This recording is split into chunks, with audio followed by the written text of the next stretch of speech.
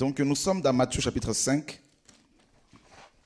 Voilà, donc avant de lire ce passage, on va d'abord lire Matthieu 4, 23 à 25. En fait, on va lire le contexte de Matthieu 25 un peu. Et il est dit dans Matthieu 4, 23 à 25, Jésus parcourait toute la Galilée, enseignant dans les synagogues, prêchant la bonne nouvelle du royaume et guérissant toute maladie et toute infirmité parmi le peuple. Sa renommée se répandit dans toute la Syrie et on lui amenait tous ceux qui souffraient de maladies et de douleurs de divers genres, des démoniaques, des lunatiques, des paralytiques, et il les guérissait. Ça, c'est merveilleux, mes amis. Une grande foule le suivit de la Galilée, de la Décapole, c'est-à-dire les 10 villes, donc les 10 villes, Décapole, 10 villes, de Jérusalem, de la Judée et d'au-delà du Jourdain. Waouh! Ça, c'est magnifique. On nous dit que le Seigneur Jésus-Christ de Nazareth parcourait toute la Galilée. Mes amis, on va parcourir toute l'Europe. Oh, rester dans un bâtiment à vie comme ça, là, moi, ça me... On va parcourir toute l'Europe, mes amis. La Bible est claire. Il enseignait dans les synagogues. N'est-ce pas? Il allait voir les chefs de synagogue pour leur dire, écoutez, vos synagogues sont remplies de malades. Des gens qui font la compétition pour avoir des postes, des titres, pour avoir le micro. On est fatigué. N'est-ce pas? Alors qu'il y a des handicapés, mes amis, dehors. Et le Seigneur dit, la Bible dit qu'il est dans ces synagogues-là, il y prêchait la bonne nouvelle du royaume. Nous ne voulons plus un autre message que le message du royaume, frère. Jésus a prêché ce message-là. Les apôtres l'ont prêché. Ils ont présenté la suprématie du royaume de Dieu par rapport au royaume de ce monde. Ils ont proclamé l'évangile du royaume. Et l'évangile du royaume est accompagné automatiquement de l'onction divine, automatiquement de la gloire de Dieu, de la nuée. Et il y avait des délivrances. La Bible nous dit, frères et sœurs, qu'il guérissait toute maladie et toute infirmité parmi le peuple. On n'a pas dit qu'il guérissait quelques malades. Quelques maladies. Il guérissait toute maladie. Regardez, mes amis, les maladies que nous connaissons actuellement, sida, cancer, tout ce que vous voulez, mes amis, les gens sont condamnés. Problème cardiaque, problème de cholestérol, problème de possession démoniaque. Et on nous dit qu'il guérissait toute maladie et toute infirmité parmi le peuple. Ce que les chefs de synagogue ne pouvaient apporter. Parce que eux, ils étaient attachés au bâtiment, attachés à la dîme, attachés, mes amis, aux lois cérémonielles, attachés aux animaux, mes amis. Et ils ont négligé les véritables offrandes du Seigneur, c'est-à-dire les hommes et les femmes qui devaient être préparés et présentés au Seigneur. Alléluia. Et ils avaient négligé, mes amis, la vérité véritable. Et la Bible dit que le Seigneur partait, il parcourait dans ces synagogues, il y prêchait l'évangile du royaume. Mes amis, quand le royaume de Dieu arrive quelque part, mes amis, le peuple de Dieu est libéré. Et la Bible dit sa renommée se répandit dans toute la Syrie. Mes amis, il est allé confronter les démons de la Syrie, mes amis. Les Syriens qui n'avaient rien à voir avec Israël, mes amis. Jésus, sa renommée s'est répandue là-bas. Et on nous dit qu'on lui amenait tous ceux qui souffraient de maladies et de douleurs de divers genres. Alzheimer, tout ce que vous voulez, mes amis. Toutes ces maladies-là, mes amis, le Seigneur les a guéris. On lui a amené même les lunatiques, mes amis, les démoniaques, des paralytiques. On nous dit qu'il les guérissait. Et regarde ce qu'on nous dit, une grande foule le suivit. Mes amis, les gens, nous sommes dans une génération où les gens vont suivre ceux et celles qui ont l'étoile de Dieu. Ceux et celles qui portent le message du moment. Voilà pourquoi, mes amis, il faut qu'on se prépare. L'heure est grave.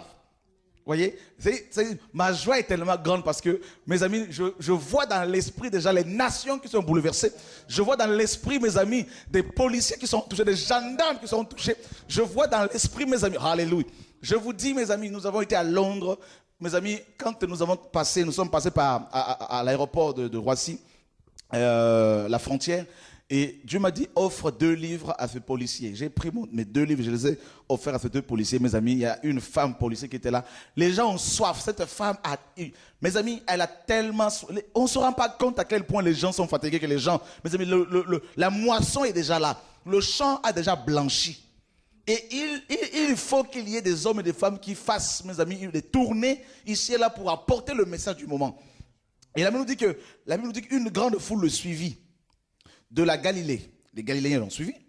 de la Décapole. Donc il y avait 10 villes derrière, de Jérusalem, de la Judée et d'au-delà du Jourdain. Les gens suivaient le maître parce qu'ils ont vu que ce qu'il leur apportait comme message n'avait rien à voir. Ce message n'avait rien à voir avec les messages que les synagoguéens prêchaient, mes amis, que les chefs de synagogue prêchaient.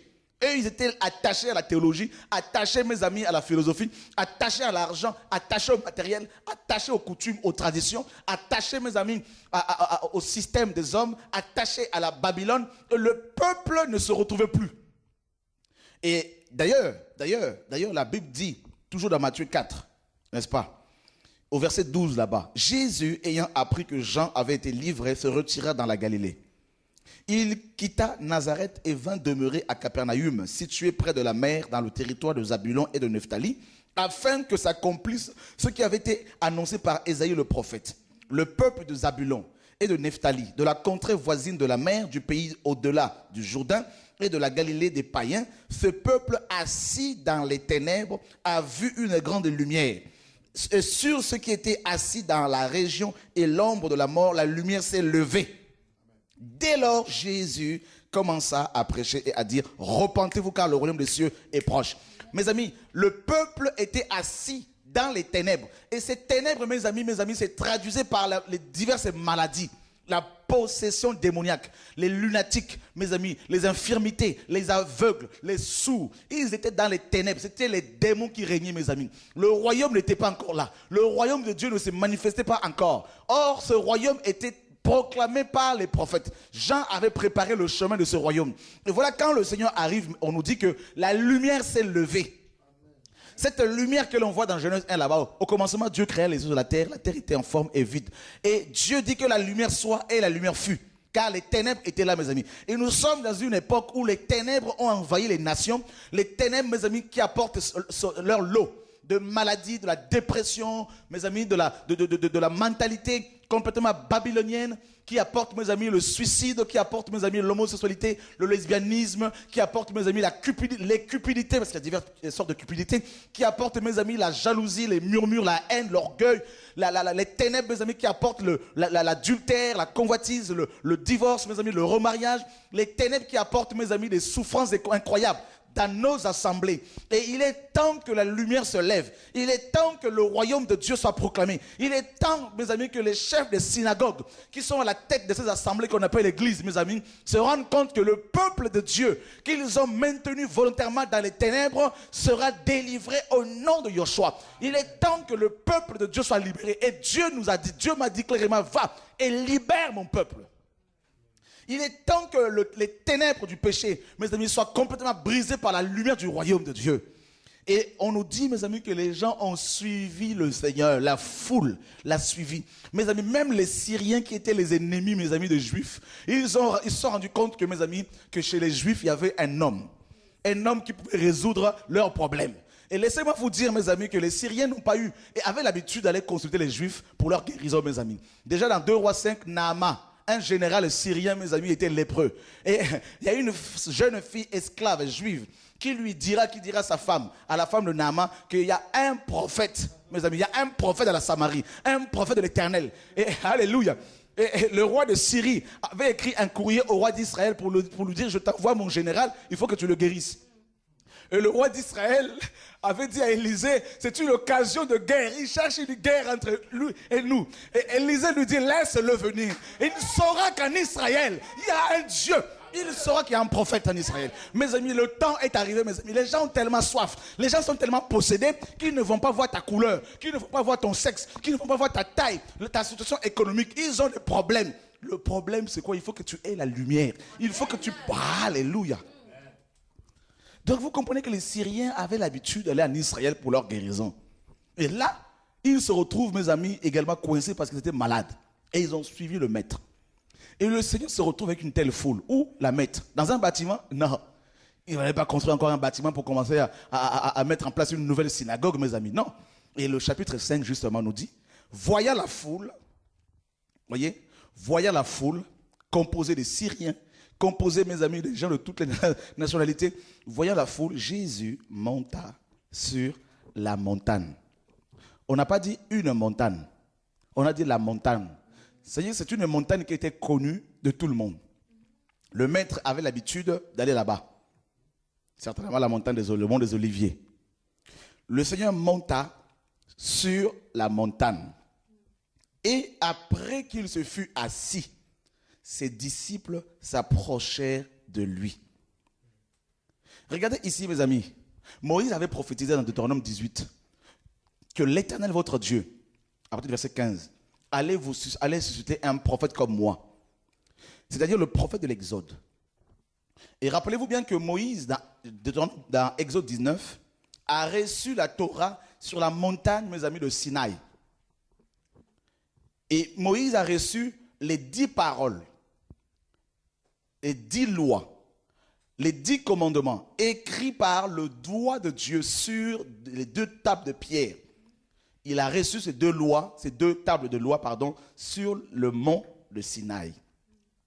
Donc le premier prophète, le bâtisseur d'Israël, le plus grand prophète d'Israël, Moïse, a reçu la loi sur la montagne de Sinaï.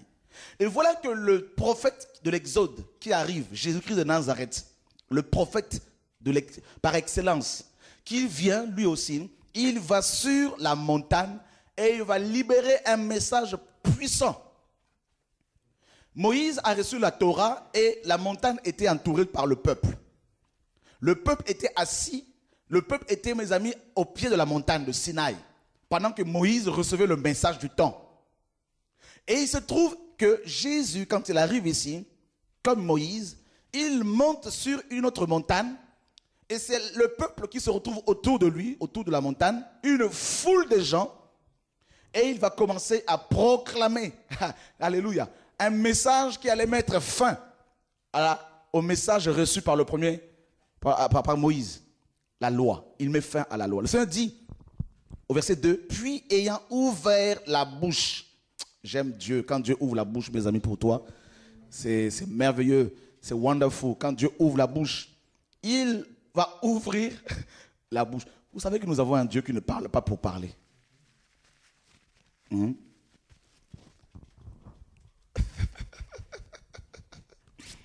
Après avoir, écoute ici Doug, le Seigneur va d'abord dans les synagogues, il prêche la parole, il sort son peuple des synagogues. Le peuple quitte la religion, le peuple quitte les chefs de synagogue, le peuple va suivre la parole de Dieu, le peuple va suivre le maître. Et où est-ce que le maître va les amener? Au pied de la montagne. Et là, il va ouvrir la bouche maintenant et il va les enseigner. On nous dit, il dit, heureux les pauvres en esprit, car le royaume des cieux est à eux. Mes amis, ce sont des gens qui attendaient le royaume. Ce sont des gens qui attendaient la manifestation du royaume de Dieu parce que les prophètes juifs avaient annoncé que le royaume allait venir. Dieu lui-même l'avait promis. Dans Ésaïe 2, on nous parle de ce royaume. Dans Michée 4, on nous parle de ce royaume. Dans 2 Samuel, chapitre 7, verset 14, verset 14 à 17, on nous parle de ce royaume, mes amis. Jacob a parlé de ce royaume dans Genèse 49, par rapport à Judas, par rapport à Shiloh qui allait venir, par rapport au lion de Judas qui allait venir. Vous voyez que les prophètes juifs avaient annoncé ce royaume. Mes amis, et Jésus, qui est le roi de ce royaume, arrive ici. Il sort son peuple de la religion. Il sort son peuple des synagogues. Il sort son peuple des traditions des hommes. Il amène ce dernier au pied de la montagne et il va ouvrir sa bouche. Au commencement était la parole. La parole était avec Dieu et la parole était Dieu. Jésus est la parole incarnée. Et il va ouvrir la bouche et il va libérer le message du temps. Il va dire ici que les pauvres en esprit, mes amis, le royaume leur est confié. Heureux. Ça veut dire que, mes amis, tu ne peux pas avoir le bonheur parce que tu as l'argent. Tu ne peux pas avoir le bonheur parce que tu es beau, parce que tu es grand, parce que tu es riche. Tu vas avoir le bonheur parce que, mes amis, parce que tu es pauvre en esprit et que le royaume de Dieu t'appartient. Qu'est-ce que cela veut dire, les pauvres en esprit? Mes amis, les pharisiens pensaient qu'ils connaissaient toute la loi, qu'ils connaissaient tout, qu'ils avaient la pleine connaissance. Donc ils méprisaient les autres, ils méprisaient les pauvres.